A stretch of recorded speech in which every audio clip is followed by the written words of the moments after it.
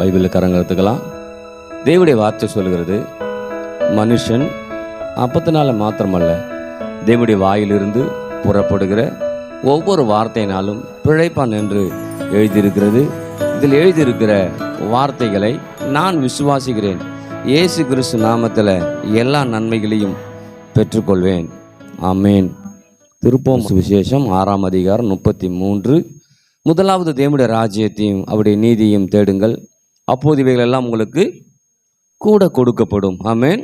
நம் செவ்வாய்க்கிழமையில் உயர்தரமான ஜெயமுள்ள வாழ்க்கை வாழ்வதை குறித்து பார்த்துட்டு வருகிறோம். ஆமேன். அதில் நம்ம எந்த அளவுக்கு இதை நாம் கவனிக்கிறோமோ, உற்று நோக்கிறோமோ, அந்த அளவுக்கு நாம் அதனுடைய நன்மைகளை பார்க்கலாம். ஆமேன். அதில் தான் சத்தியத்தை பற்றி சொல்லும்போது, சத்தியத்தும் அறிவீர்கள், சத்தியம் உங்களை விடுதலையாக்கும். எந்த சத்தியத்தில் நம்ம அறிந்து கொள்கிறோமோ அந்த சத்தியத்தில் விடுதலை. ஆமேன். அப்போ நான் எந்த அளவுக்கு அறிந்து கொள்வது ரொம்ப அவசியமாக இருக்குது. எந்த அளவுக்கு நான் அறிந்து கொள்ளணும்னா, ஆதாம் ஏவாளை அறிந்தான் அப்படின்னு வருது இல்லையா? அப்போ அறியும் போது ஒரு காரியம், புது காரியம் ஒன்று பிறக்கும். ஒரு புது காரியம் என்ன பண்ணும்?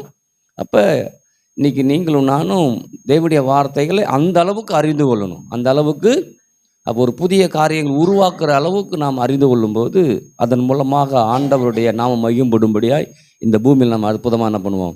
வாழ்வோம். ஆமென். அப்போ உயர்தரமான மேன்மையான வாழ்க்கையை குறித்து போன, அதாவது 3 வாரம் பார்த்துருக்கோன்னு நினைக்கிறேன். 3 வாரம் தானேப்பா?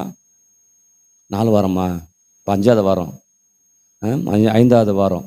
ரொம்ப கம்மியாக, ரொம்ப எளிமையாக தான் பார்த்துட்டு போகிறோம். ஏன்னா நிறையா டக்குன்னு நிறையா பார்க்குறத காட்டிலும் சில காரியத்தை நல்லா புரிஞ்சிக்கிட்டு கொஞ்ச நேரம்னாலும் அதை புரிஞ்சு போகலான்னு சொல்கிறதால தான் மனதை குறித்து கிட்டத்தட்ட ஒரு 3 வாரம் மேலே பார்த்தோம்.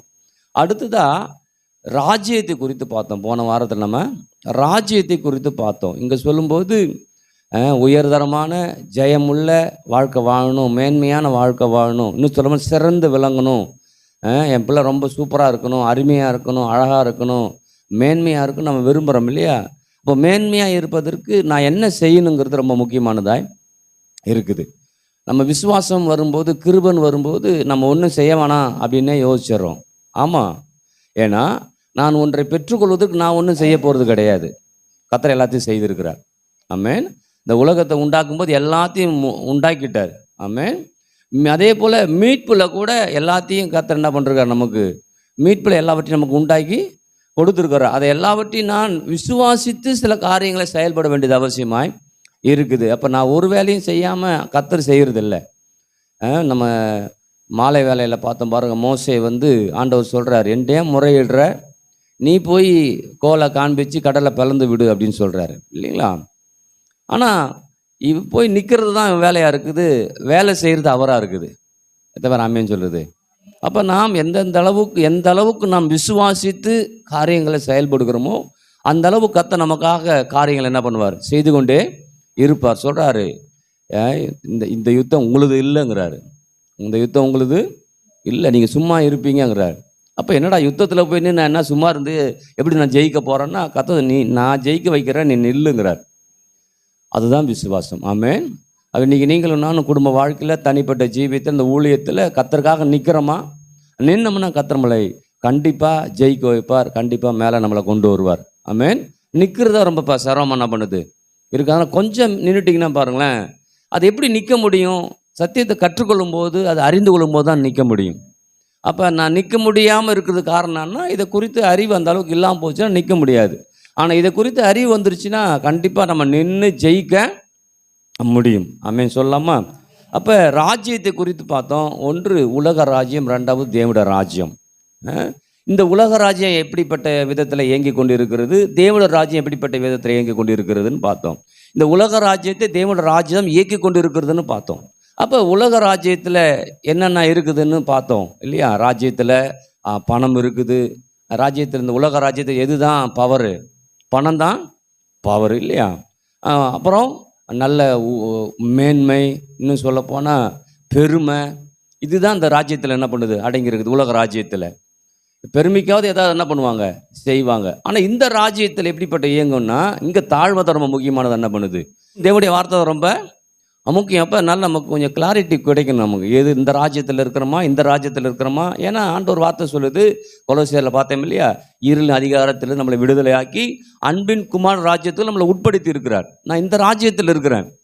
ஆனால் ஒருவேளை இந்த ராஜ்யத்தில் இருக்கும்போது இருள் போல இருந்தேன்னா நீங்கள் என்ன யோசிக்கணும், இல்லை நான் இருளில் இருக்க வேண்டிய அவசியம் இல்லை, நான் ஒளியின் ராஜ்யத்தில் என்ன பண்ணுறேன் இருக்கிறப்ப. உலக ராஜ்யத்தில் ஒரு விதமான காரியம் சொன்னேன். இன்னொன்று, உலக ராஜ்யத்தில் என்ன பண்ணுவாங்க அப்படின்னு சொன்னால், எண்ணத்தை உண்போம், எண்ணத்தை உடுத்துவோம், எண்ணத்தை குடிப்போங்கிறது தான் ரொம்ப கவனம் செலுத்துவாங்க. ஆனால் இந்த ராஜ்யம் எப்படிப்பட்ட ராஜ்யம்னா, இந்த ராஜ்யம் புசிப்பும் குடிப்பும் அல்ல, இது தேவனுடைய நீதினால் உண்டாகக்கூடிய சமாதானம்னு சொல்லுது, பரிசுத்த ஆவியினால் உண்டாகிற சந்தோஷம்னு சொல்லுது.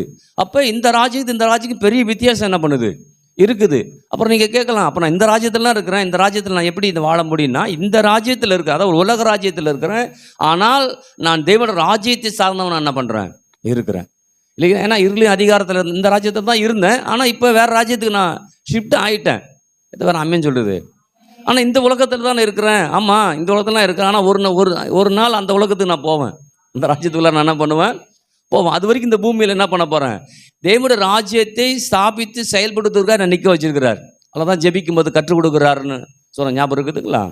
பரலோகத்தில் இப்படி சித்தம் செய்யப்படுகிறது போல, அப்போ பூமியிலே அப்படி சித்தம் செய்யப்படும்படியே கர்த்தர் உங்களை வச்சிருக்கார், என்ன வச்சுக்கிறார். அப்போ அந்த ராஜ்யத்தின் பிரச்சனையை நம்ம என்ன பண்ணுறோம் இருக்கிறோம். இன்னும் சொல்ல போனால், ஒவ்வொரு தேசத்துக்கு அம்பாசிடர்னு என்ன பண்ணுவாங்க, அமெரிக்காவிலேருந்து இங்கே இருப்பாங்க, இங்கேருந்து அங்கே இருப்பாங்க. அப்போ அமெரிக்க தேசத்துலேருந்து அவங்க இங்கே வந்து இருக்கும்போது, இந்த தேசத்தில், அதாவது இந்தியாவில் தான் இருப்பாங்க, ஆனால் அமெரிக்காக்காரவங்க அவங்க. ஆனால் இந்த தேசத்தில் பிரச்சனையாக இருக்கலாம், ஆனால் இந்த தேசத்துடைய எக்கனாமியோ பிரச்சனையும் அவருக்கு ஒரு பாதிப்பும் வராது. ஏன்னா அதுக்கு எல்லா உதவி அமெரிக்க தேசத்துலேருந்து. அப்போ நீங்களும் நானும் இன்னைக்கு நல்லா உணர்ந்து கொள்ளணும், நான் தேவன் ராஜ்யத்தில் இருக்கிறேன், ஆனால் அந்த உலக ராஜ்யத்தில் நான் இருந்துக்கிட்டு இருக்கிறேன். ஆனால் எனக்கு எல்லா சப்ளையும் தேவன் ராஜ்யத்திலேருந்து, சொல்லுங்கள், தேவன் ராஜ்யத்திலேருந்து எனக்கு சப்ளை வரும். ஆமென். அப்போ அந்த ராஜ்யத்திலிருந்து எனக்கு வர்றதால இந்த ராஜ்யத்தை நல்லா மாற்றி அமைக்க முடியும், குறைவை மாற்றி அமைக்க முடியும், தாழ்ச்சியை மாற்றி அமைக்க முடியும். ஆமென் சொல்லலாமா. அப்புறம் இன்னும் சொல்லப்படுகிற அந்த 6ஆம் அதிகாரம் சொல்லப்படும் போது கவலைப்படாமல் இருக்கணும்னு சொல்லுது இல்லையா. இந்த ராஜ்யம், உலக ராஜ்யம் என்ன பண்ணும், கவலைப்படும். ஆனால் நாம் என்ன பண்ணக்கூடாதான், கவலைப்படக்கூடாதுன்னு சொல்கிறார். அப்போ எந்த ராஜ்யத்தில் நம்ம இருக்கிறோம், ஒருவேளை கவலை வருதுன்னா, நான் இந்த ராஜ்யத்தை குறித்த கவனத்தில் நான் அதிகம் என்ன பண்ணுறேன் இருக்கிறேன். ஆனால் இந்த தேவ ராஜ்யத்தில் வரும்போது எனக்கு கவலை இல்லை. ஏன்னா அங்கே பசி இல்லை, பட்டினி இல்லை இல்லையா. நம்ம பாடலாம் பாடுவோம் இல்லையா, பாட்டாக தான் இருக்கிறத தவிர அது நமக்குள்ளார வருதில்லை. ஆனால் இன்றைக்கி வரணும். ஏன்னா நாம் இந்த ராஜ்யத்தை சார்ந்தவர்கள் அல்ல, நான் தேவ ராஜ்யத்தை சார்ந்தவன். அந்த ராஜ்யத்தில் இருந்து இந்த ராஜ்யத்தை ஆளுகை செய்யும்படி என்னை வச்சுக்கிறார். ஆமென் சொல்லாமா. ஆமென். அப்போ அந்த அறிவில் தான் நான் எல்லாத்தையும் கவனம் செலுத்தணும், அந்த அறிவில் தான் எல்லாத்தையும் நான் செயல்பட ஆரம்பிக்கணும். இந்த ராஜ்யத்துக்குரிய காரியத்தில் எனக்கு குறை வந்துச்சுன்னா இந்த ராஜ்யத்தை நான் வெறுக்கிறது இல்லை, நான் தேவட ராஜ்யத்தை சார்ந்து இருக்கிறேன், அங்கேருந்து எனக்கு சப்போர்ட் என்ன பண்ணும் எத்தார் ஆமென் சொல்லுது. அப்போ யார் எந்தெந்த ராஜ்யத்தை சார்ந்து இருக்குன்னு அந்த அறிவில் வளர்கிறோமோ அதில் தான் நமக்கு வாழ்வும் மேன்மையும் அடங்கி இருக்குது. ஆமென். அதனால இங்கே சொல்கிறாரு, இயேசு கிறிஸ்துவே சொன்ன வார்த்தைகள், இந்த வார்த்தைகள், முதலாவது தேவ ராஜ்யத்தையும் அவருடைய நீதியையும் தேடுங்கள். மலை பிரசங்கத்தில் நிறைய சொல்லுவார் இல்லைங்களா. அப்போ முதலாவது எது, ஃபஸ்ட்டு இந்த ராஜ்யத்தில் நீ இருக்கிற, ஆனால் நீ தேவட ராஜ்யத்தை சார்ந்தவன் தெரிஞ்சா நீ தேவட ராஜ்யத்தை முதல்ல என்ன பண்ணும், தேடணும். அதற்கடுத்த காரியத்துக்கு தான் நீ முன்னே நிற்கணுமே தவிர இந்த உலக ராஜ்யத்து காரியத்துக்கு முன்னே இருக்க வேண்டிய அவசியம் இல்லை. அப்போ முதலாவது தேவ ராஜ்யத்தையும் நீதியையும் தேடுங்கள், அப்போது இவைகளெல்லாம் உங்களுக்கு. அப்போ இந்த உலக ராஜ்யத்தில் இருக்கிறேன், ஆனால் தேவ ராஜ்யத்தை சார்ந்தவன், அதனால் அதையே சார்ந்து அதையே தேடி அதையே நம்பி நான் வாழும்போது கர்த்தர் சொல்கிறாரு, நான் எல்லாத்தையும் உனக்கு கூட கொடுக்க, நம்ம லோடாக கொடுக்குறாங்கிறாராம். என்ன பண்ணுறாராம், இப்போ முன்னாடி மொழிபெயர்ப்பெல்லாம் கூட கொடுக்குறேன், எக்ஸ்ட்ரா கொடுக்குறேன்னு வந்துச்சு. இப்போ மொழிபெயர்ப்பு நிறைய வந்திருக்கும் போது எப்படி சொல்கிறாங்களாம், லோடாக கொடுக்குறேன், உனக்கு லோடாக கொடுக்குறேன். எத்தனை பேர் ஆமென் சொல்லுது. அப்போ இந்த உலகத்தில் எண்ணத்தை உண்போம், லோடாக வரும், எண்ணத்தை குடிப்போம், லோடாக வரும்.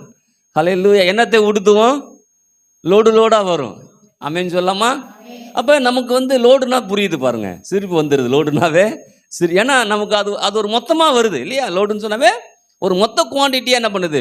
அப்போ நான் என்னத்தை உண்போம், என்னத்தை உடுத்துவோம், என்னத்தை குடிப்போம்னே நான் யோசிக்கிறது இல்லை. ஏன்னா அதெல்லாம் யார் தேடுறா? அழகாக சொல்லுவேன். அப்போனா யார் அஞ்ஞானிகள்னா? தேவனை அறியாதவர்கள் தேடிக்கொண்டிருக்கிறாங்க. அவங்களுக்கு அதுதான் மகிழ்ச்சி, அவங்களுக்கு அதில் தான் சந்தோஷம் இருக்குது, அதில் தான் அவங்களுக்கு வாழ்வே அடங்கி இருக்குன்னு நினைப்பாங்க. ஆனால் நம்மளது அப்படி இல்லவே இல்லை. பக்கத்தில் சொல்லுங்கள், தேவர ராஜ்யத்தை தேடுங்க, லோடு லோடாக வரும். அல்லேலூயா. தேவட ராஜ்யத்தை தேடுங்க, லோடு லோடாக வரும். ஆமென். அப்போ லோடு லோடாக வரணுமா? யாரை தேடணும்? ஆமாம், தேவட ராஜ்யத்தையும் ஒரு நீதியும் தேடுங்க. சேர்ந்து, தனித்தனியாக தேடுறது, ரெண்டு சேர்ந்து. ஏன்னா அப்போ தான் நீதியின் விளைச்சலே, நீதியின் பலன் நான் பெற்றுக்கொள்ளவே முடியும். ஆமென். அப்போ முதலாவது தேவட ராஜ்யத்தையும் ஒரு நீதியும் தேடும்போது இப்போது இவைகளெல்லாம் எதெல்லாம் உலகம் தேடி போதோ அதெல்லாம் நம்மளை தேடி வரும். ஆமென். சொல்லுங்க, நம்மளை தேடி வரும். பக்கத்தில் சொல்லுங்க, உங்களை தேடி வரும். நீங்கள் எதெல்லாம் தேடி போகிறீங்களோ இன்னைக்கு தேவனை தேடுங்க, இன்னைக்கு தேவனுடைய நீதியை தேடுங்க. அப்பொழுது எல்லாம் உங்களை தேடி வரும். ஆமென். இப்போ நாம் தேடி போயிட்டோம், இப்போ என்ன பண்ணுது? அது நம்மளை தேடி வரும். ஆமென். நான் அப்படி தான் சிங்கப்பூருக்கு இங்கேருந்து தேடி போனேன். இப்போ வந்த பிறகு எல்லாம் என்னை தேடி என்ன பண்ணுது? சத்தத்தை காணும். சொல்ல, என்னை தேடி வரும். நான் யாரை தேடுறேன் இல்லையா? அழகாக சொல்லி கொடுத்தாங்க. தேவையானது என்ன? நான் தேவனை தேடுறேன். அல்லேலூயா. மரியாளுக்கு நல்ல அறிவு இல்லைங்களா? மரியாளுக்கு என்ன அறிவு? எப்படி தேடுறது, எப்படி நாடுறது, எது தேவை, எது தேவை? ஆகாரம் தேவையா, ஜூஸ் தேவையா இல்லையா, நல்ல இடம் தேவையா? எல்லாமே தேவை தான். ஆனால் ஆண்டவர் சொல்கிறார், இவைகள் எல்லாம் தேவைன்னு எனக்கு தெரியுங்கிறார். பிரச்சனை என்னன்னா, அவர் சொல்கிறார், எனக்கு எல்லாம் தெரியும்பா, என்னை பற்றி உனக்கு தெரியுமான்னு கேட்குறாரு. அங்கே தான் நமக்கு ப்ளஸ்ஸே இருக்கணும். அப்போ நீங்கள் எல்லாமே தெரியுது, ஆனால் தேவனை தெரியலன்னா எதுவும் பெற்றுக்கொள்ள முடியாது. அல்லதான் ஞாயிற்றுக்கிழமை தேவன் உண்டென்றும் அவர் தம்மை தேடுகளுக்கு. அப்போ நம்ம தேவனை பற்றிய பிக்சர் நமக்கு நல்லா இருக்கணும். என் தேவன் இப்படிப்பட்டவர் தான். நம்ம இல்லையே, என் பிரச்சனை அப்படி இருக்கு, என் கஷ்டம் அப்படி இருக்குதே நீங்கன்னா, அந்த கஷ்டத்துக்கு என் தேவனுக்கு சம்மந்தமே இல்லை. ஏன்னா அவருடைய தரித்திரத்தினாலே நான் ஐஸ்வர்யம் என்ன பண்ணிருக்கேன்? நான் மாற்றப்பட்டிருக்கிறேன். ஆமென். என் நிமித்தம் அவர் தரித்திரம் ஆயிருக்கிறார்னா அவர் நிமித்தம் நான் ஐஸ்வர்யவான். எத்தனை பேர் ஆமென் சொல்லுது? அவர் தரித்திரம் ஆனாரா? கல்வாரி சிலுவையில் ஆனார். ஏன்னா என் தரித்திரத்தை அவர் எடுத்துக்கொண்டாரு, அவருடைய ஐஸ்வர்யத்தை எனக்கு கொடுத்துருக்கிறார். ஆமென் சொல்லாமா? அப்போ ஐஸ்வர்யத்தை சம்பாதிக்கக்கூடிய பலனை கொடுக்குறேங்கிறாரு. அப்போ யோசிச்சு பாருங்க, கத்தர் கணக்குலாம் வேற மாதிரி இருக்குது, நம்ம கணக்கு வேற மாதிரி இருக்குது. அதனால தான் நமக்கு சில நேரம் இடிக்கிறது. ஆனால் இடிக்காமல் கத்தரை தேடுவோம், கத்தரை நாடுவோம், கத்தரையே சார்ந்திருப்போம். கத்தர் நம்மளை வாழ வைக்க போதுமானவராய் இருக்கிறார். ஆமென் சொல்லலாமா? சரி, இன்னைக்கு இன்னொரு மேலே ஒரு காரியத்தை பார்க்க இருக்கிறோம். ஏன்னா இந்த ராஜ்யத்தில் இருக்கிறோம். இப்போ தேவர் ராஜ்யத்தில் நம்ம இருக்கிறோம் இல்லையா? அந்த தேவர் ராஜ்யத்தில் எது ரொம்ப முக்கியமானது? தாழ்மை ரொம்ப முக்கியமானு சொன்னேன். ஞாபகம் இருக்குதுங்களா? அதை மாற்றிக்கவே கூடாது. ஏன்னா இங்கே வரும்போது நமக்கு கத்தர் சில பவரை கொடுக்குறாரு, நல்ல ஆற்றலை கொடுக்குறார், நல்ல திறமையை கொடுக்குறார், நல்ல தாளந்துகளை கொடுக்குறார் இல்லைங்களா? அப்போ அந்த தாளந்துகளையும் அந்த ஆற்றலையும் வைத்து கத்தரை உயர்த்தணும். எத்தனை பேருக்கு புரியுது? அப்போ தாழ்மைங்கும்போது சில பேர் எப்படி ஆயிடுறாங்கன்னா, எனக்கு ஒன்றுத்துக்கும் லாக்கி இல்லைன்னு ஆயிடுறாங்க இல்லைங்களா? நம்ம இப்போல்லாம் அப்படி யாரும் சொல்கிறதில்ல. இப்போ சொன்னாலும் யாரும் ஏற்றுக்க மாட்டேங்கிறாங்க. முன்னெல்லாம் சொல்லுவாங்க, நீ ஒரு புழு, நீ ஒரு பூச்சி. அந்த சாயல் என்கிட்ட என்ன தெரியவே எனக்கு இல்லை. அதனால் பூச்சின்னா ஓகே, கரெக்டாக சொல்கிறாரு பிரதர் அப்படின்னு நினைக்கிறோம். ஆனால் நீ அப்படிப்பட்ட ஆள், நீ தேவனுடைய சாயல்னு சொன்னால் இல்லையே, நான் எங்கள் அப்பா மாதிரி இருக்கிறேன், எங்கள் அம்மா மாதிரி இருக்கிறேன், எங்கள் தாத்தா மாதிரி இருக்கிறேன், எங்கள் பாட்டி மாதிரி இருக்கிறேன்னு சொல்லிக்கிட்டு இருக்கிறோம். ஆனால் இன்றைக்கி முடிவு பண்ண நான் தேவன் சாயல் என்ன பண்ணுறேன்? அமேன் சொல்லாமா? அப்போ இங்கே சொல்கிறாரு, முதலாவது தேவனுடைய ராஜ்யத்தின் நீதியின் தேடுங்கள்னு சொல்லும்போது நான் கரெக்டாக அவரை தேட போகிறேன், அவரை நாட போகிறேன், அவர் என்னை ஆஸ்வதிக்க போதுமானவராய் இருக்கிறார். அப்போ இன்றைக்கி சொன்னது என்ன சொல்லிருக்கிறேன் ஞாபகம் இருக்குதா? இன்றைக்கி என்ன பண்ண போகிறோம்னா, இந்த தாழ்மையில் எப்படி நான் மூவ் ஆகுறது? எனக்கு ஆற்றலை கொடுக்குறார், எனக்கு பலனை கொடுக்குறார், எனக்கு சத்துவத்தை கொடுக்குறார், எனக்கு தாளத்தை கொடுக்குறார் இல்லையா? இப்போ நம்ம எல்லாருமே ஒருத்தருக்காக நம்ம ஜெபிக்கிறோம் இல்லைங்களா? ஜெபிக்கும் போது அவங்க என்ன பண்ணுறா? அவங்களுக்கு சுகம் உண்டாகுது. ஆமாம் தானே? சுகம் உண்டாகுது. நம்ம என்ன, அது நம்மளா இல்லையா? அது துளி கூட மனதுக்குள்ளார வரவே கூடாது. ஏன்னா இப்போ நம்ம பிகினிங்கில், அதாவது ஆரம்பத்தில் இருக்கிறோம், அதனால் நமக்கு அது வராது. இப்போ இதே இன்னொரு 30 வருஷம், இன்னொரு 50 வருஷம் போயிடுது, நீங்கள் நல்ல வசதி வாய்ப்புகளோடு இருக்கிறீங்க, நல்ல மேன்மையாக இருக்கிறீங்க, நல்ல உயர்வில் இருக்கிறீங்க. அப்போ இந்த தாழ்மை ரொம்ப அவசியமாக என்ன பண்ணும் இருக்கணும். இப்போ நம்ம பிகினில் இருக்கோம் பாருங்க, நமக்கு அப்பப்பயே நமக்கு தெரியும் தப்பு, நம்ம மேன்மை நினைக்கக்கூடாது, பெருமையாக நினைக்கக்கூடாது, நம்ம நினைப்போம் இல்லைங்களா? ஏன்னா எஸ்ரா பாஸ் சொல்லும்போது சொல்லுவார், பெருமைன்னே நம்ம சொல்லவும் கூடாது. என் பிள்ளை நல்லா வாசிக்குதுன்னு நினைக்கிற போது எனக்கு ரொம்ப பெருமையாக இருக்குது அப்படின்னு சொல்லக்கூடாதான். அது என்னங்க தப்பு அப்படின்னு சொன்ன அவர் சொல்கிறாரு, இல்லைப்பா, அது அது அது வந்துருச்சுன்னா அடுத்தடுத்து அது என்ன பண்ணும், வந்துக்கிட்டே என்ன பண்ணும். அப்போ எப்படி இது வரும்? என் பிள்ளை நல்லா வாசிக்கிறத பார்க்கும்போது எனக்கு சந்தோஷமாக இருக்குது. எப்படி இருக்குது? இப்போ அப்போ இதுக்கும் அதுக்கும் பெரிய வித்தியாசம் இல்லைங்களா? அப்போ இன்னைக்கு நான் வளர்றேன், இப்போ எனக்கு தாழ்மை இருக்குது. நான் வளர்ந்து இன்னும் உயர்நிலைக்கு போனால் கூட எனக்கு என்ன தான் இருக்கணும்? தாழ்மை தான். எப்போ தாழ்மையில் நான் செல்லும்போது தான் கர்த்தரை நான் பெற்றுக்கொள்ளலாம். பெருமையில் செல்லும்போது கர்த்தரை நான் பெற்றுக்கொள்ளவே. அப்போ வரும் நாட்களில் நல்ல பவரை கர்த்தர் கொடுக்க போகிறார், நல்ல ஆற்றல் கொடுக்க போகிறார், நல்ல திறமைகளை கொடுக்க போகிறார், நல்ல தாளந்துகளை கொடுக்க போகிறார். கர்த்தருக்காக காரியங்களை செய்ய போகிறோம் இல்லையா? அப்படி காரியங்களை செய்யும்போது எப்போதும் நமக்கு என்னவா இருக்கணும்னா, எப்போதும் நமக்கு தாழ்மை என்ன பண்ணும், மேட்டிமையான எண்ணம் வரவே கூடாது. சபையில் அப்படி தான் வரீங்க இல்லையா? நீங்கள் வர்றீங்க, சில காரியத்தை செய்கிறீங்க, சில காணிக்கையில் கொடுக்குறீங்க, சில தாங்குறீங்க அப்படின்னு சொல்லும்போது நான் இல்லைன்னா ஊழியமே இல்லைன்னு நினச்சிடவே கூடாது. ஏன்னா இன்னைக்கு நினைக்க மாட்டீங்க. ஆனால் இப்போ இன்னைக்கு 10,000 கொடுக்குறீங்க, இல்லை ஒரு 5,000 கொடுக்குறீங்க, இல்லை 1000 கொடுக்குறீங்க, பிரச்சனை கிடையாது.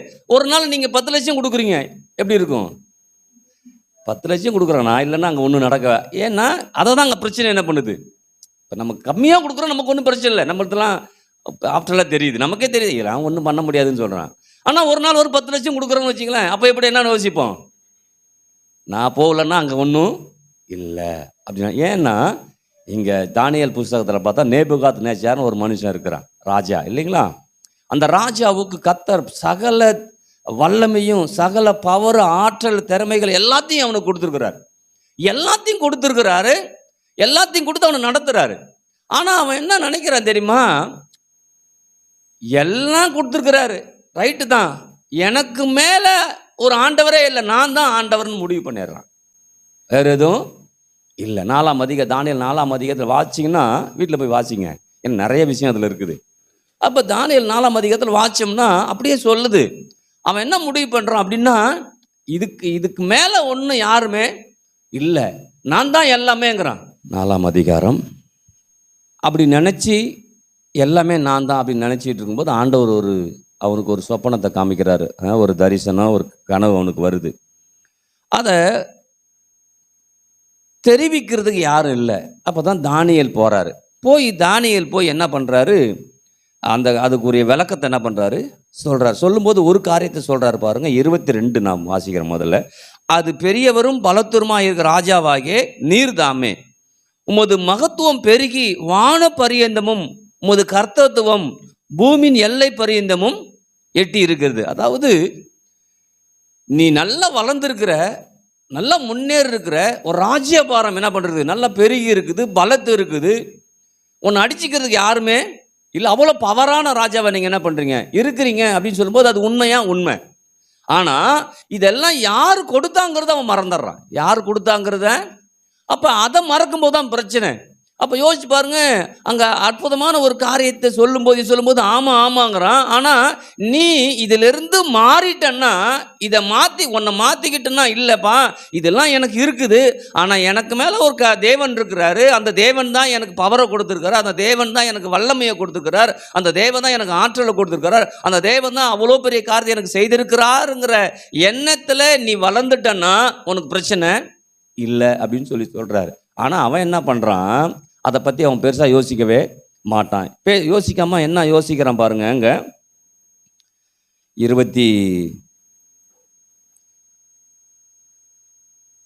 29 நான் வாசிக்கிறேன். 12 மாதம் சென்ற பின்பு ராஜா பாபிலோன் ராஜ்யத்தின் அரண்மனை மேல் உலாவிக் கொண்டிருக்கும் போது, இது என் வல்லமையின் பராக்கிரமத்தினால் என் மகிமை பிரதாபத்திற்கென்று ராஜ்யத்திற்கு அரண்மனையாக நான் கட்டின மகா பாபிலோன் அல்லவா என்று சொன்னான்.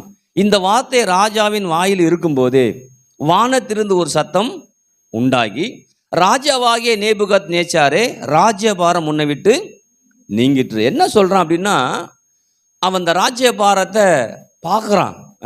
நல்ல அரண்மனையில் கட்டி நல்ல பயங்கரமாக எல்லா வசதி வாய்ப்புகளை எல்லாத்தையும் பார்த்துட்டு மேலே நின்று பார்க்குறான். அதெல்லாம் பார்க்கும்போது அவனுக்கு பெரிய சந்தோஷம். இந்த விருட்சத்தை தான் இதை தான் விருட்சமாக அவனுக்கு காண்பிச்சார். அந்த விருட்சம் என்பது அவனாகவும் அது கிளைகள் அது எல்லாமே அவன் மூலமாக செஞ்ச காரியத்தையும் அங்கே காமிக்குது. அப்படி காமிக்கும்போது அதை பார்க்கும்போது சொல்கிறாரு, எப்பா அந்த விருட்சம் நீ அந்த அந்த கிளைகள்லாம் உன்னுடைய ராஜ்யபாரம் இது எல்லாம் ஒன்னால் வந்ததுன்னு நினச்சிட்டு இருக்கிற. இல்லை இது தேவெல்லாம் வந்ததுன்னு நீ யோசித்து நீ பேசிட்டனா உன் ராஜ்யபாரம் நிற்கும், இல்லைன்னா நிற்காது அப்படின்னு சொல்லி ஏற்கனவே சொல்கிறாரு. ஆனால் இவன் என்ன பண்ணுறான், அதை பற்றி பெருசாக யோசிக்க மாட்டாரான். அப்படியே மாதங்கள் போகுது.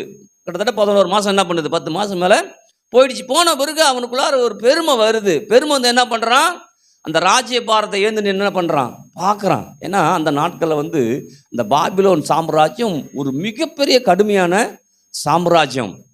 அவங்கள யாரும் எதிர்த்து நிற்கவே முடியாது. அந்த அளவுக்கு வல்லமை உள்ள ஆளாக என்ன பண்ணுவாங்க இருப்பாங்க. அப்போ யோசிச்சு பாருங்க, அவ்வளோ வல்லமையும் அவ்வளோ பராக்கிரமத்தையும் தேவன் அவனுக்கு கொடுத்தாருங்கிறத அவன் மறந்துட்டான்.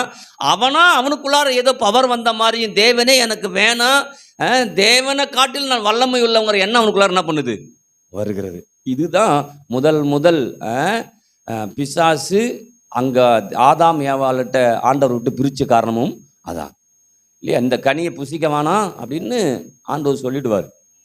ஆனால் அவன் என்ன பண்ணுவான், வந்து பிசாசு எப்படி சந்திரமாக பேசுவான், இதை புசிக்கலாம், இதில் ஒன்றும் பிரச்சனை, நீ சாக மாட்ட அப்படின்னு என்ன பண்ணுறான் சொல்கிறான். அப்போ புசித்தால செத்து அந்த அந்த அந்த மரணம் ஆயிட்டானா அப்படின்னா அப்படி இல்லை.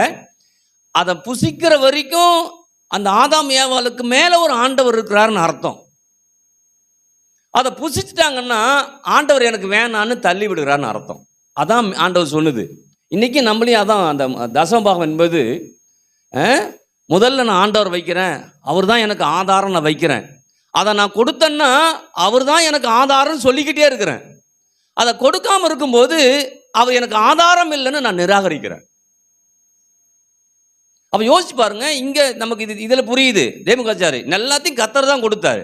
அங்கே எல்லாத்தையும் கத்தர் கொடுத்து, எப்பா நீ இதை சாப்பிடுன்னு, இதை சாப்பிடக்கூடாது, இதை புசிக்கிறனால சாகவே சாவ, யார் ஒன்றை வஞ்சித்தாலும் அதில் நீ வஞ்சனைக்குள்ளார போகக்கூடாதுன்னு முன்கூட சொல்லி வைக்கிறாரு. ஆனால் அவன் என்ன பண்ணுறான், நம்ம ஈஸியாக சாதாரணமாக அது புசிச்ச மாதிரி தெரியும். ஆனால் சாதாரண புசிச்ச மாதிரி இருக்கும். ஆனால் சொல்லாமல் ஒரு காரியத்தை என்ன பண்ணுறான் அவன் செய்கிறான். இப்போ நம்மளும் பாருங்கள், நம்ம பிள்ளைகளை சில நேரத்தில் ஏதாவது ஒரு காரியத்தை செய்ய சொல்லும் பாருங்கள், நம்ம ஒன்று சொல்லிக்கிட்டு இருப்போம், அது ஒன்று செஞ்சுக்கிட்டு என்ன பண்ணும் பார்த்துருக்கீங்களா. நமக்கு டென்ஷனாக இருக்கும். இதை நான் சொல்கிறேன், நீ என்ன பண்ணுற செஞ்சு அப்படின்னா என்ன அர்த்தம்னா, நீ சொல்கிறதுலாம் என்ன செய்ய முடியாது, நான் சரி தான் என்ன பண்ணுவேன். நம்ம அது பெருசாக எடுத்துக்க மாட்டோம். அது ரொம்ப முக்கியமான விஷயம். அது மாறணும். ஏன் தெரியுமா, அங்கே அப்படி தான் ஆண்டவர் சொல்லி வச்சாரு.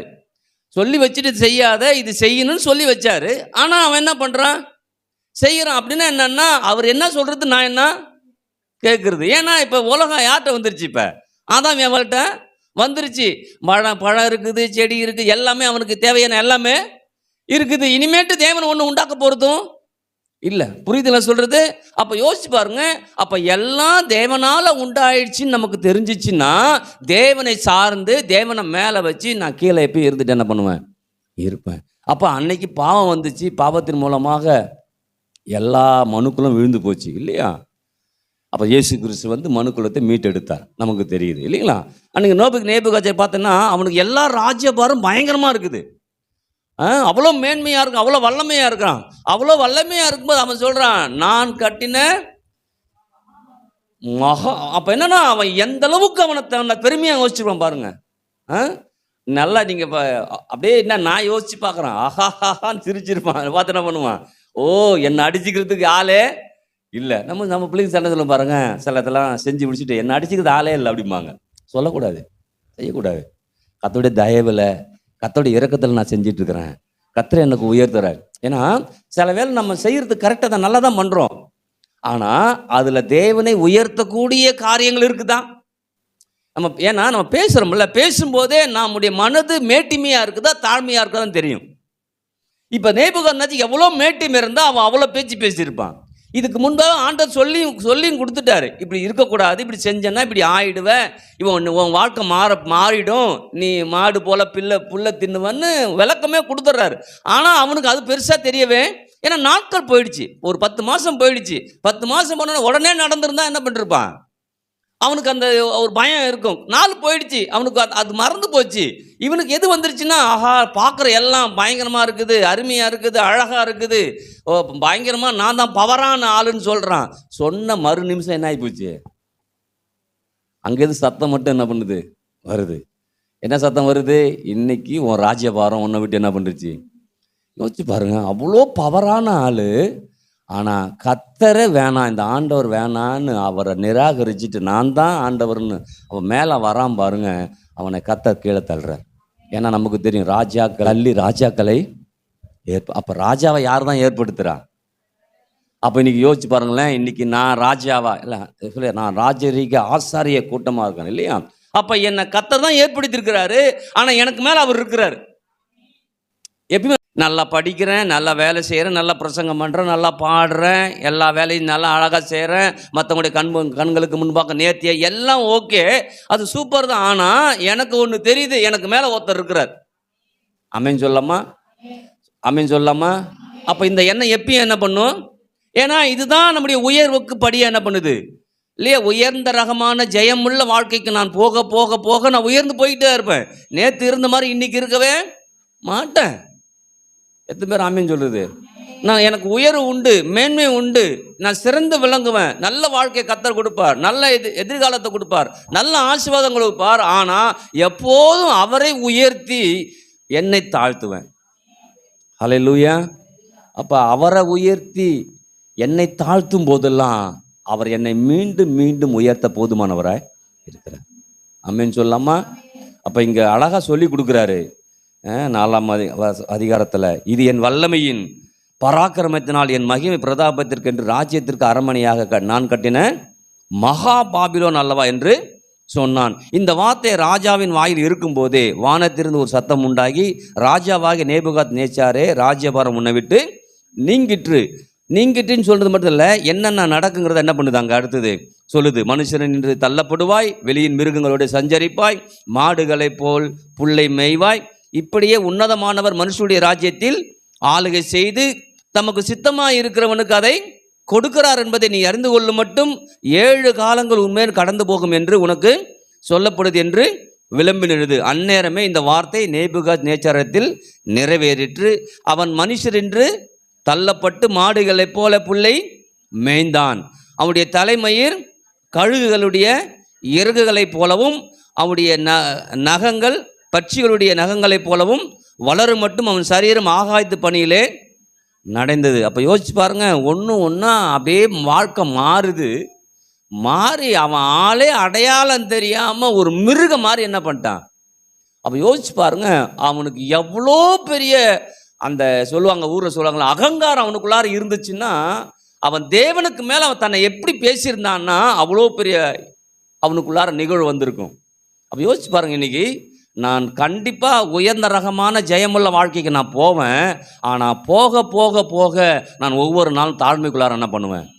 ஆமென் சொல்லாமா சொல்லுங்க. நான் சிறந்து விளங்குவேன், நல்ல வாழ்க்கை வாழ்வேன், நல்ல பவரான காரியத்தை கர்த்தர் என்ன கொண்டு செய்வார். ஆமென் சொல்லாமா. அவ்வளோதான். தேவனை பற்றி சொல்லும்போது அவர் வல்லமை உள்ளவர், ரைட்டு தான். ஆனால் வல்லமைங்கிறது நம்ம சார்ந்தது, சர்வ வல்லமைங்கிறது அவரை சார்ந்தது. அல்லேலூயா. அதான் அவர் சர்வ வல்லமுள்ள தேவன் அங்கே வெளிப்படுறார், அல்மைட்டி காடுங்கிறார் இல்லையா. அப்போ யோசிச்சு பாருங்க, சில பவர் எனக்கு வருது, நான் போகிறேன், ஜெபிக்கிறேன் இல்லைங்களா, குணமாயிடுறாங்க, சுகமாயிடுறாங்க, சாவ போகிறவங்க கூட பொழைச்சிக்கிறாங்க. ஆனால் என்னால் அது இல்லவே இல்லை. அல்லேலூயா இல்லையா. நான் போய் ஜெபம் பண்ணலன்னா கூட கர்த்தர் அவனை யாரை கொண்டு அது என்ன பண்ணிருப்பாரு. எத்தனை பேருக்கு புரியுது. ஆனால் என்னை கொண்டு பயன்படுத்துறாரு. அப்போ நான் சொன்னேன், கர்த்தாவே இன்னும் என்ன பயன்படுத்துங்க, சோத்திரம் ஆண்டவரேன்னு மட்டும் சொல்லுவேன் தவிர, நான் போகிறேன், நான் போனேன்னா அது நடக்கும், நான் போனேன்னா இது நடக்கும், நான் போனால் இப்படி செய்வேன், நான் போனால் அப்படி செய்வேங்கிறது இல்லவே இல்லை. ஏன்னா அது தேவனுக்கு விரோதமான எண்ணமாக என்ன பண்ணுது இருக்குது. இதுதான் லூசிபருக்கு அதையும் இருந்துச்சு. அவன் என்ன பண்ணுறான், அவன்கிட்ட பயங்கரமான காரியத்தை கர்த்தர் கொடுத்துருந்தார் அவனுக்கு. அவனும் அதே மாதிரி தான், எல்லாம் என்னால் முடியுது, இனிமேட்டு நீங்கள் எனக்கு தேவை இல்லை, நானே இருக்கிறேன் எல்லாங்கிறான். அல்லேலூயா. நீங்கள் யோசிச்சு பாருங்கள், அதை அப்படி தான் கொண்டு போய் விட்டுரும். அப்போ யோசிச்சு பாருங்கள், இங்கே ராஜா அப்படி தான் அவன் பவரை அவன் பயங்கரமாக யோசிக்கிறான். நான் இல்லைன்னா அந்த ஊரே இல்லை, நாடே இல்லை, யாரும் இல்லை, எனக்கு அப்படி இப்படின்னு பேசுகிறான். கர்த்தர் சொல்கிறார், இல்லைப்பா அவன் கதை முடிஞ்சிச்சுங்கிறார். ஆனால் இன்னொரு விஷயம் என்னென்னா, அதில் அவன் அப்படியே மனம் மாறுறான். என்ன பண்ணுறான்? அடுத்த வசனம் எடுப்போம், 34. அந்த நாட்கள் சென்ற பின்பு நேபுகத்நேச்சாராகிய நான் என் கண்களை வானத்துக்கு, எல்லாம் போய் புல்லை தின்ன பிறகு தான் அறிவு என்ன பண்ணுது. இப்போ நமக்கு என்ன சொல்லணும்? நம்ம புல்லை திங்காமல் அறிவு இப்போ முன்னே வந்துடணும். என்ன பண்ணணும்? அந்த நாட்கள் சென்ற பின்பு நேபுகத்நேச்சாராகிய நான் என் கண்களை வானத்துக்கு, அது வரைக்கும் எங்கே ஏறெடுத்தான்? வானத்தை பார்க்கலாம். அவனே பார்த்துட்டு இருக்கிறான். நான் தான் ராஜா, நான் தான் ராஜா, என் மேன்மை என்னால் வந்தது, இந்த பில்டிங் என்னால் வந்தது, இந்த இது என்னால், அவனே பார்த்து என்ன பண்ணுறான்? அவன் பெருமையாக அவன் பற்றி யோசிக்கிறான். இப்போ தான் அவன் கண் எங்கே போகுது? சத்தத்தை காணோம். கர்த்தரை நோக்கி பார்க்குறான். ஆமென். நான் என் கண்களை வானத்துக்கு ஏறெடுத்தேன், என் புத்தி எனக்கு திரும்பி. வானத்துக்கு ஏறெடுத்த உடனே என்ன வந்தது அவனுக்கு? நமக்கும் அப்பப்பையும் வானத்தை என்ன பண்ணும்? ஏறெடுத்து பார்த்தா புத்தி என்ன பண்ணும்? வரும். புத்தி எனக்கு திரும்பி வந்தது. அப்போது நான் உன்னதமானவரை ஸ்தோத்தரித்து, ஏப்ப ஆராதிக்கிறான் பாருங்க அவன். உன்னதமானவரை ஸ்தோத்தரித்து என்றென்றைக்கும் ஜீவித்திருக்கிறை புகழ்ந்து மகிமைப்படுத்தினேன். அவருடைய கர்த்தத்துவமே நித்திய கர்த்தத்துவம், அவருடைய ராஜ்யமே தலைமுறை தலைமுறையாக நிற்கும். பூமியின் குடிகள் எல்லாம் ஒன்றுமில்லை என்று எண்ணப்படுகிறார்கள். அவர் தமது சித்தத்தின்படியே வானத்தின் சேனையையும் பூமியின் குடிகளையும் நடத்துகிறார். அதுக்கு முன்னாடி என்ன நினைச்சான்? நான் செய்கிறது தான் அங்கே நடக்குன்னு நினைச்சான். இப்போ சொல்றான், இல்லை கர்த்தர் தான் நடத்திட்டு என்ன பண்றாரு இருக்கிறாருன்னு புரியுது. இன்னைக்கு நல்லா புரிஞ்சுக்கணும். நீங்க கர்த்தரை சார்ந்து, தேவனுடைய ராஜ்யத்தை சார்ந்து, நீதியை சார்ந்து வாழ ஆரம்பிச்சுன்னா கர்த்தர் உங்களை நடத்துறது உங்களுக்கு நல்லா தெரியும். ஹல்லேலூயா. அப்ப இங்க சொல்றான், பூமியின் குடிகளையும் நடத்துகிறார், அவருடைய கையை தடுத்து அவரை நோக்கி என்ன செய்கிறேன் என்று சொல்லத்தக்கவன் ஒருவனும். அப்ப இதுக்கு முன்னாடி இவன் தான் பவரா பேசிட்டு இருந்தான். இப்ப யாரை பவரா பேசிட்டு இருக்கிறான்? கர்த்தரை பவரா பேசிக்கிட்டு இருக்கிறான். அடுத்தது, அவ்வேளை என் புத்தி எனக்கு திரும்பி வந்தது, என் ராஜ்யபாரத்தின் மேன்மைக்காக என் மகிமையும் என் முகக்கலையும் எனக்கு. இப்ப எல்லாம் என்ன ஆகுது? திரும்பி வருது, எல்லாம் சரியாகுது. எனக்கு திரும்பி வந்தது, என் மந்திரிமாரும் என் பிரபுக்களும் என்னை. அதுக்கு முன்னாடி மந்திரிமார் என்ன பண்ணல, வரல. ஏன்னா அவன் எங்கே தான் இருக்கிறான்? மாடு கூட புல்லு தின்னு இருக்கிறான். அங்கே அவனுக்கு அவங்க என்ன பண்ணல, வரவே இல்லை. ஆனால் இவன் மனம் திரும்பி தேவனை நோக்கி பார்த்து தேவனை உயர்த்து, தேவனை மகிமைப்படுத்த அவனை தேடி எல்லாம் என்ன பண்ணுறாங்க? வருகிறார்கள். என் மந்திரிமாரும் என் பிரபுக்களும் என்னை தேடி வந்தார்கள். என் ராஜ்யத்திலே நான் ஸ்திரப்பட்டேன், அதிக மகத்துவமும் எனக்கு கிடைத்தது. ஆனால் நேபுகத்நேச்சாராகிய நான் பரலோகத்தின் ராஜாவை புகழ்ந்து உயர்த்தி மகிமைப்படுத்துகிறேன். அவருடைய கிரியைகள் எல்லாம் சத்தியமும் அவருடைய வழிகள் நியாயமானவைகள். அகந்தையாய் நடக்கிறவர்களை தாழ்த்த அவராலே ஆகும் என்று எழுதினான். அப்ப நம்ம சொல்லமுல்ல, அகந்தை பிடிச்சது அது.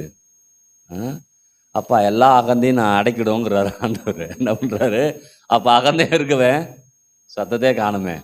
ஏன்னா நான் திரும்பவும் சொல்றேன், கர்த்தருக்குள்ளார தாழ்மைப்படும் போதெல்லாம் அவருடைய கிருபை எந்த அளவுக்கு உயர்த்தணுமோ அந்த அளவுக்கு உயர்த்திடும். யாருமே உயர்த்தினாலும் அவர் கிருபை நம்மளை என்ன பண்ணும்? அப்போ யோசிச்சு பாருங்க, நான் யாருக்கு முன்பாக நான் எப்படி இருக்கணும் இல்லை, என் கர்த்தருக்கு முன்பாக நான் எப்படி இருக்கிறேன். நான் திரும்பவும் சொல்றேன், அந்த மேன்மையா அந்த பெருமையா இருக்கும்போது உன் உள்ளம் எப்படி இருக்குது, தாழ்மையா இருக்கும்போது உன் உள்ள இருக்குதுன்னு நமக்கே தெரியும். அப்ப எங்க பிரச்சனை?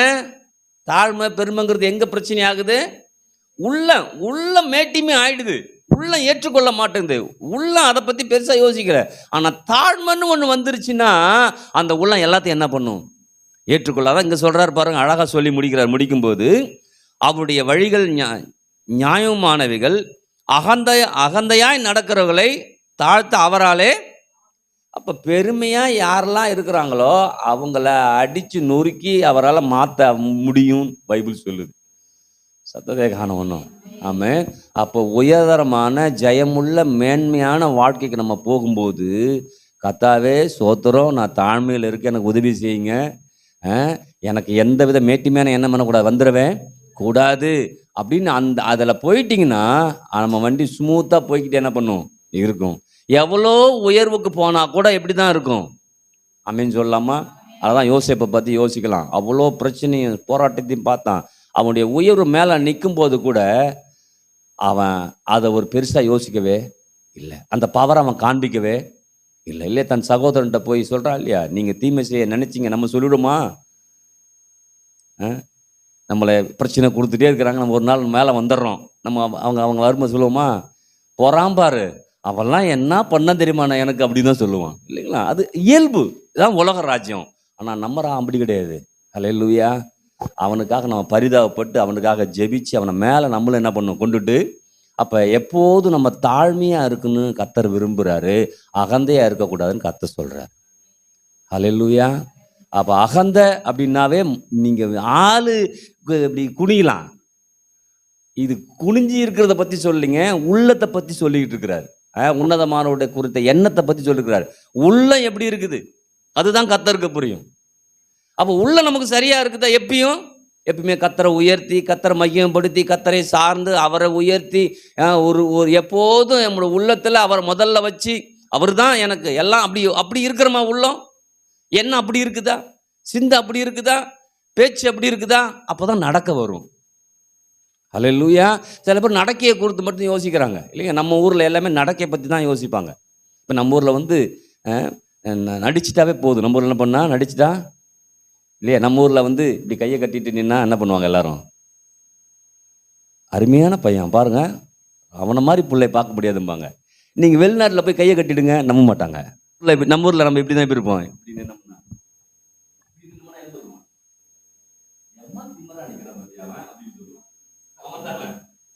ஆனா அங்க போய் இப்படிதான் நிக்கணும். அங்க போய் இப்படி பண்ணா அவன் நடிக்கிறான்டாங்கறான். நீங்க கேட்கலாம் எப்படிதான் நான் இருக்கிறது? கர்த்தருக்குள்ளார தாழ்மையா இருங்க. ஹல்லேலூயா. உங்க உள்ளம் தாழ்மையா இருந்துச்சுன்னா கர்த்தர் உங்களை உயர்த்த உயர்த்த உயர்த்த எந்த அளவுக்கு உயர்த்துவது தெரியுமா? நோவாவை பார்க்குறோம் இல்லையா, மேலே மலைக்கு அப்பால் என்ன பண்ணுறாரு, அவனை கொண்டு போய் நிறுத்துறாரு.